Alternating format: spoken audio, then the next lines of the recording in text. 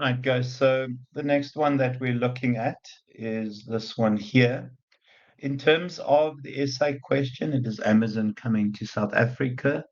I think the key thing here is that you need to look at government and the role of government and how they facilitate business. So if we do this again, the slides, and yeah, I'm assuming the slides are okay, guys. I have to believe that they're okay. They took a bit of trying to select and put together. It took a bit of time. So you'll remember in terms of the first bit here that when you decide to go into a particular region, in particular, if we look at Porter's Diamond, and you guys will remember that Porter's Diamond has a number of things, including, the quality of local labor, the abundance of sort of entry level unskilled labor, um, the issues in terms of the environment, things around political stability, the kind of supporting industries that are there, levels of innovation, and you've seen Porter's Diamond, obviously. So we use Porter's Diamond in deciding whether we are going to invest in a particular area. The challenge here, though, is that when you come into a country, now remember when Amazon arrived, it was the most significant bit of upheaval and the most important elections in the country's history. So the way I see what has transpired, guys, is that after the election results, there are certain things we couldn't predict. We couldn't predict MK. We couldn't predict what happened to the EFF.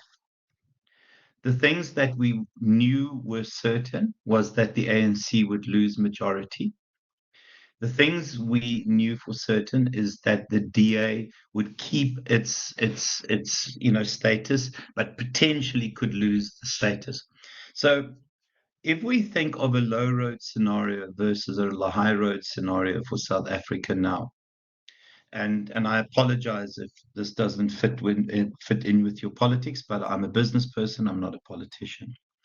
The high road is the government of national unity. And what I mean by the high road is the high road tells the rest of the world that South Africa is back on track.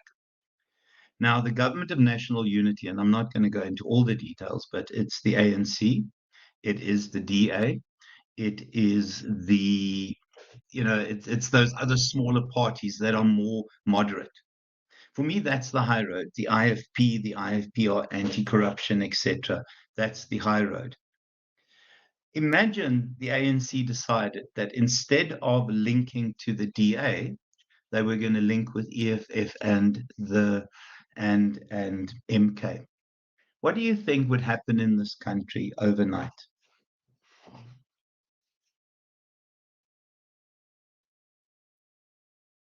What would have happened if the government of national unity wasn't the DA, the ANC, the more moderate parties, and was MK and the EFF?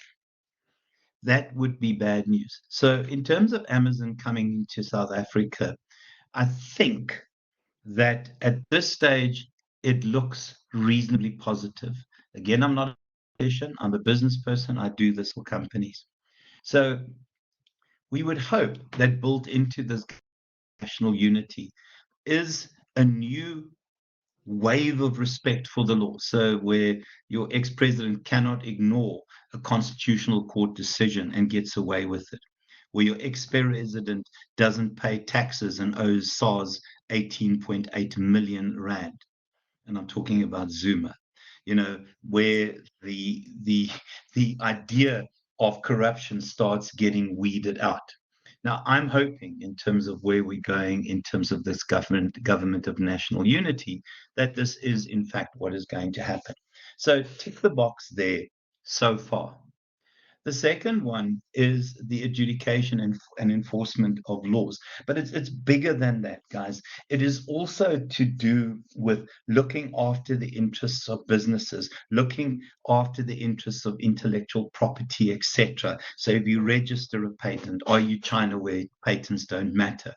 So part of that is the law becomes blind in terms of the people who actually commit the transgressions. Because the truth in South Africa is, and it's Animal Farm, and I don't know if you guys did Animal Farm, and I'm sorry if I am wandering off the rails a little bit, but Animal Farm, there's a lovely line that says some of the animals are more equal than others. I I haven't, I obviously have several sources of income, and when they all clump together, I generally have paid not enough tax because they add together. So I always will owe quite a significant bit at the end of the year. Honestly, if I don't pay that within 1 month, there's a garnish order against me. So how do we have a situation that the ex-president has 18.8 million in outstanding tax and nothing happened? So we would hope that the adjudication would become that everyone is equal in front of the law. Okay, in the eyes of the law, my apologies. And then civil liberties and human rights. So, again, what do we do in terms of protecting individual rights? What do we do in terms of protecting the rule of law when it comes to individuals? It's about fighting crime. It's the right to expression. It is the right to earn a living, all those things. What does a country do in terms of that? Guys, and then, yeah, peaceful electioneering and power transfer. We've not had a power transfer, but it is a significant shift. I think you guys are aware that the ANC loses 71 parliamentary seats. So we have a significant shift, and it appears on the face of it that it is being respected. And then transparency, these are the concerns we have at this stage.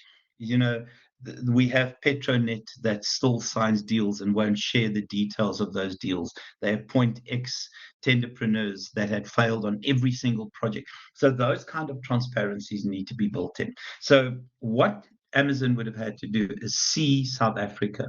My suggestion is, don't get bogged down in too much because you only have, I don't know, you have to answer. You have an hour to write a heck of a lot. But I think that's the kind of analysis that I would do there, guys. Any questions, any comments about this? Just remember, when Amazon arrived here, they didn't know what was going to happen in terms of the election. And I think it was a risky move considering Eskom and things like that, but hopefully it is as this government of national unity will work. Okay. Can I just ask, and I don't want to waste your time, is this stuff that you guys discuss in your house, or is politics just, who cares? We just have to survive.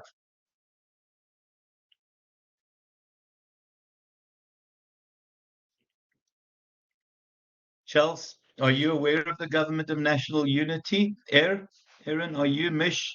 NK, what am I trying to do? Tamia, are you guys aware of these changes? Why don't you answer me? I'm getting irritated here. Good boy, that's very good. Aaron, be honest. Charles, do you guys care about changes or it's not? Yeah, we don't discuss it in the family. I discuss it with my colleagues and with certain friends, but it's the reality. Oh, wonderful, Mish. I'm very impressed because those are the kinds of things we need to plug in. But truthfully, I've not discussed it with kids, to be honest with you. You're Dunford, you and I are going to.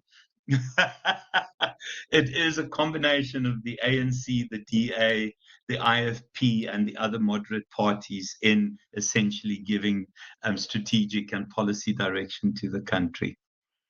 My gosh, Aaron, no, sorry, I'm going to call you Dunford now because you are so bright. But yeah, you know what it means now. But the truth is, it's a good option. We didn't go MK, ANC, and EFF. Oh my word, woman.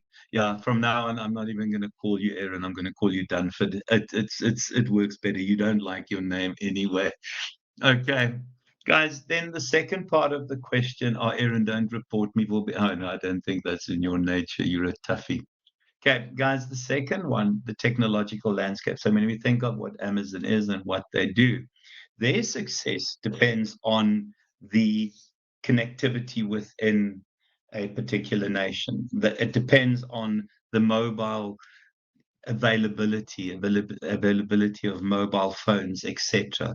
It is about internet connections. It is about Wi-Fi connections. It's about access to the internet in some way or another. And then on top of that, it is also about having sophisticated and technologically advanced ways of delivering their items, because that is part of their competitive advantage.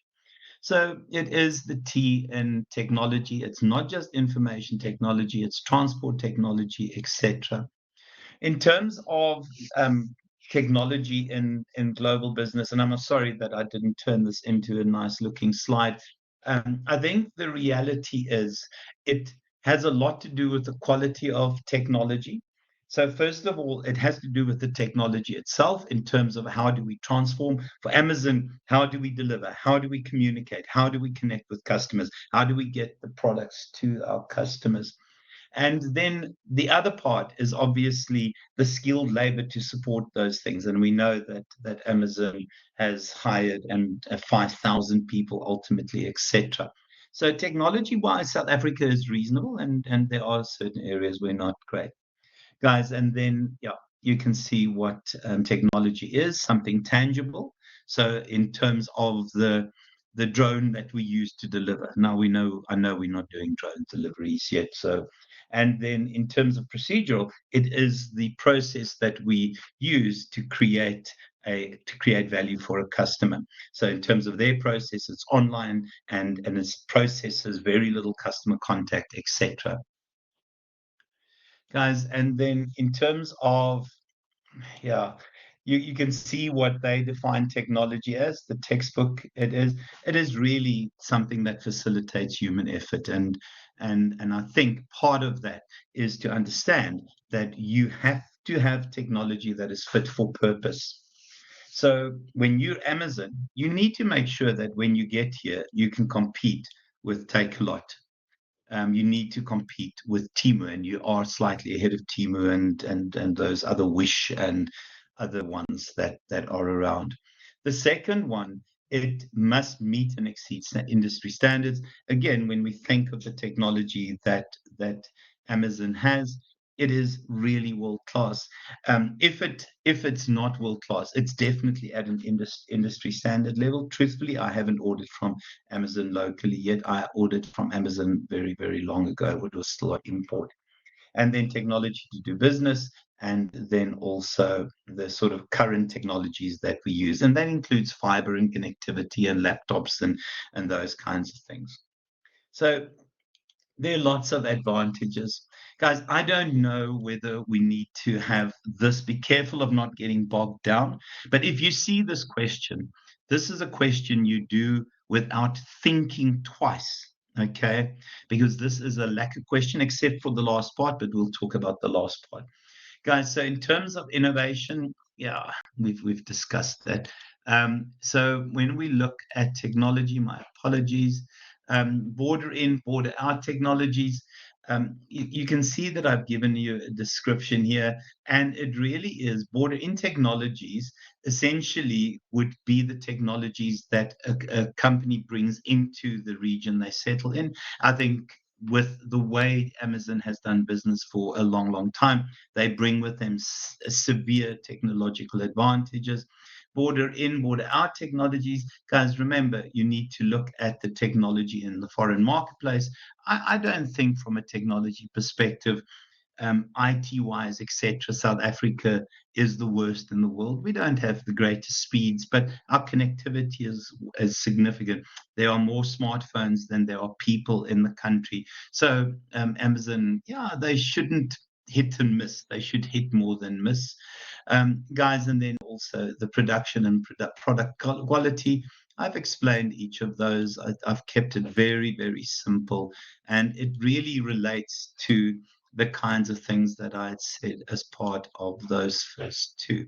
So the second analysis is that, so the first two are very, very easy, guys. Again, it's well worth doing this question. The third one is where I know that other than and I think I don't know if he's come back. No, he's not come back. I know this is an area that scares you guys a little bit. Sorry, that's me drinking coffee. My apologies. So the third one is us looking at the kind of risks that Amazon will expose themselves to. So the truth is, when we look at what it would have taken for Amazon to come to South Africa, this is a significant investment, guys. This is not 10 Rand. And with the potential volatility that is in South Africa, the lack of electricity, the corruption, the election that is good, but is bad in one way, and it's the MK way. I worry about that significantly, and the fact that they're going to be in charge of KwaZulu-Natal scares me. But so there are lots of risk factors, and those factors include changes in government, changes in policies, philosophies, but also, the volatility of the rand. Now, prior to the election, and I hope for against every wish that I have, and I hope these are positive wishes, that my prediction that the rand, as was predicted by some economists, wouldn't go down to 30 rand to the dollar, because we would be in serious trouble, in particular if you want to travel, in particular if you want to retire overseas, etc. So in terms of that, these are the concerns that they have. So just to read the question very quickly, and I know, Erin, I know this scares you. Chels, I know this scares you. Tamia, I know this scares you. NK, I know this scares you. Okay, but there's nothing to be scared about. Okay, am I right when I say anything finance scares the heebie-jeebies out of you?